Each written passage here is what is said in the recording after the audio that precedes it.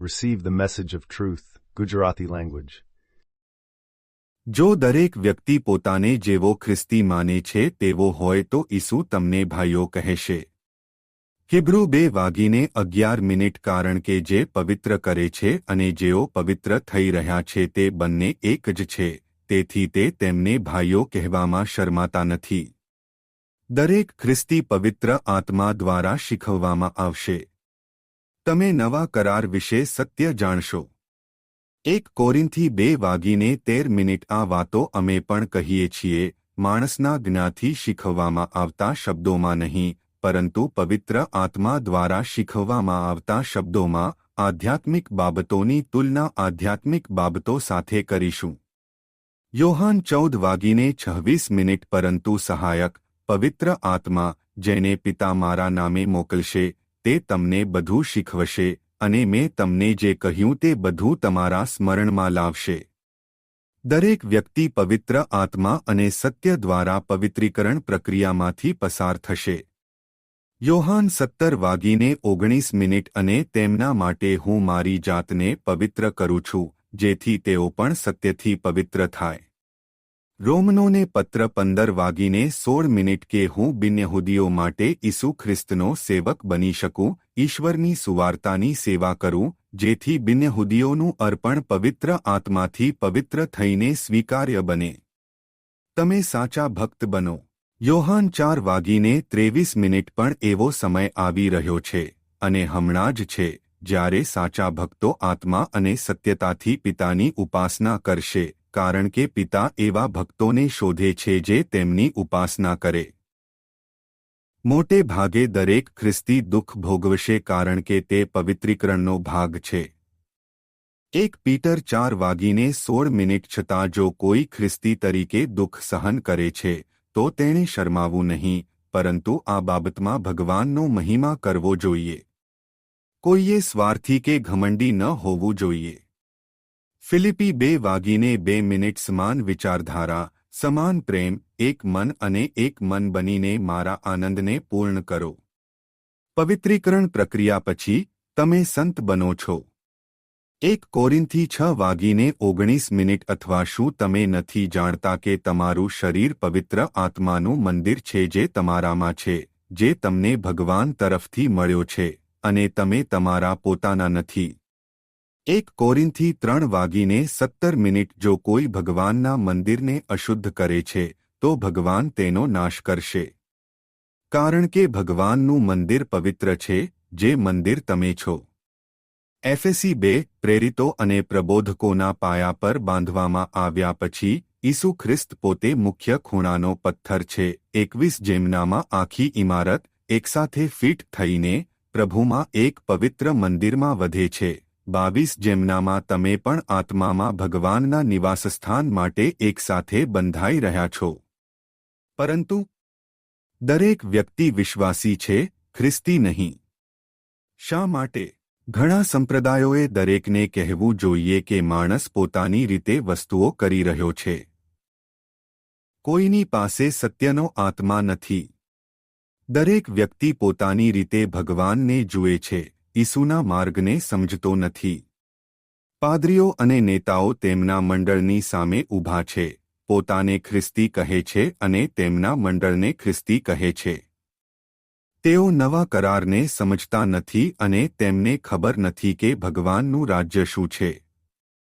તેઓ તમને ખોટી માહિતી આપીને ધનવાન બની રહ્યા છે. ખ્રિસ્તી પાદરીઓ અને નેતાઓ સેંકડો વર્ષોથી છોકરાઓ અને છોકરીઓને જાતીય રીતે નુકસાન પહોંચાડતા ન હતા અને આજે પણ તેમ કરી રહ્યા છે. ખ્રિસ્તી પાદરીઓ અને નેતાઓ તેમના મંડળમાંથી ધનવાન ન બન્યા હોત.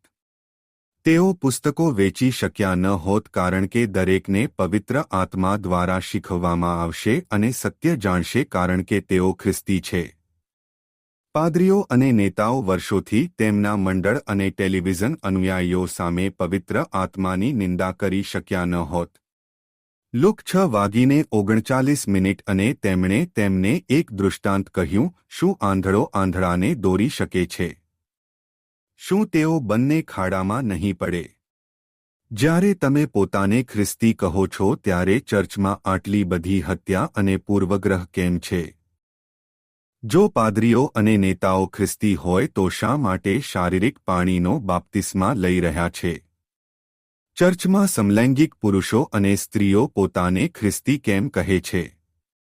જો દરેક ખ્રિસ્તી હોય તો ચર્ચમાં પુરુષોને નિયંત્રિત કરતી સ્ત્રીઓ પાદરીઓ અને નેતાઓ કેમ છે? ખ્રિસ્તના શરીરમાં પુરુષો પર સ્ત્રીઓનો અધિકાર નથી. માણસ શારીરિક રીતે ખ્રિસ્તી બનવાનો પ્રયાસ કરે છે, પરંતુ આ થઈ શકતું નથી. જેમ રોમનો 8:08 કહેવામાં આવ્યું છે, તો પછી જેઓ દેહમાં છે તેઓ ભગવાનને ખુશ કરી શકતા નથી. તમે ફક્ત આધ્યાત્મિક રીતે ખ્રિસ્તી બની શકો છો. ખ્રિસ્તી બનવા માટે તમારે ખ્રિસ્તના આત્મા, ભગવાનનો આત્મા અને સત્યનો આત્માની જરૂર છે. માથથી 2:8 તમને ખ્રિસ્તીની વ્યાખ્યા આપે છે. માથથી 2:8 જણાવે છે, તેથી જાઓ અને બધી પ્રજાઓને શિષ્યો બનાવો, પિતા, પુત્ર અને પવિત્ર આત્માના નામે તેમને બાપ્તિસ્મા આપો. 20 મેં તમને જે આજ્ઞા આપી છે તે બધું પાળવાનું તેમને શીખવો, અને જુઓ, હું હંમેશા તમારી સાથે છું, યુગના અંત સુધી પણ. આમીન. ભગવાન સ્પષ્ટ કરે છે કે જેમની પાસે ભગવાનનો આત્મા અને સત્યનો આત્મા છે તેઓ જ સાચા ખ્રિસ્તીઓ છે. યોહાન 4 જણાવે છે, પરંતુ એવો સમય આવી રહ્યો છે, અને હવે છે, જ્યારે સાચા ઉપાસકો આત્મા અને સત્યથી પિતાની ઉપાસના કરશે, કારણ કે પિતા આવા ઉપાસકોને તેમની ઉપાસના કરવા માંગે છે. 24 ભગવાન આત્મા છે, અને જેઓ તેમની ઉપાસના કરે છે તેઓએ આત્મા અને સત્યથી ઉપાસના કરવી જોઈએ. 1 કોરિન્થી 2:14 પરંતુ કુદરતી માણસ ભગવાનના આત્માની વસ્તુઓ સ્વીકારતો નથી, કારણ કે તે તેના માટે મૂર્ખતા છે, અને તે તેમને જાણી શકતો નથી, કારણ કે તે આધ્યાત્મિક રીતે પારખી શકાય છે. ગરીબોને મદદ કરવા માટે તમારી આવકનો અડધો ભાગ આપીને તમે માણસ અનુસાર સંપૂર્ણ વ્યક્તિ બની શકો છો. તમે દર અઠવાડિયે ઘણી વખત ચર્ચમાં જાઓ છો અને વિવિધ ક્લબના છો. તમે પીતા નથી અથવા ખરાબ ભાષાનો ઉપયોગ કરતા નથી. તમે દરેકનો આદર કરો છો અને તમારા પડોશીઓને મદદ કરો છો. તમે પ્રેરણા માટે દરરોજ જૂના કરારના શાસ્ત્રો સતત વાંચો છો. તમે સતત પ્રાર્થના કરો છો, પરંતુ તમે તમારા આત્માના ભાગને સમજી શકતા નથી અથવા નવા કરારને સમજી શકતા નથી. તમારું આયુષ્ય લાંબુ હતું અને અંતે તમે મૃત્યુ પામ્યા. લોકો કહે છે કે તમે એક સારા ખ્રિસ્તી છો. સૌ પ્રથમ, તમે તમારા ભૌતિક શરીરથી ખ્રિસ્તી બની શકતા નથી. બીજું, તમારે ભગવાન અને પ્રભુ ઈસુ ખ્રિસ્ત સાથે ચાલવા માટે સંત બનવું જોઈએ. ઈસુ ફક્ત સંતો માટે આવી રહ્યા છે. તમારું ભૌતિક શરીર ખ્રિસ્તનો આત્મા, ભગવાનનો આત્મા અને સત્યનો આત્મા પ્રાપ્ત કરી શકતું નથી, જે સાચા ખ્રિસ્તી અને પછી સંત બનવા માટે જરૂરી છે. યોહાન 3:6 જે દેહમાંથી જન્મે છે તે દેહ છે, અને જે દેહમાંથી જન્મે છે તે આત્મા છે.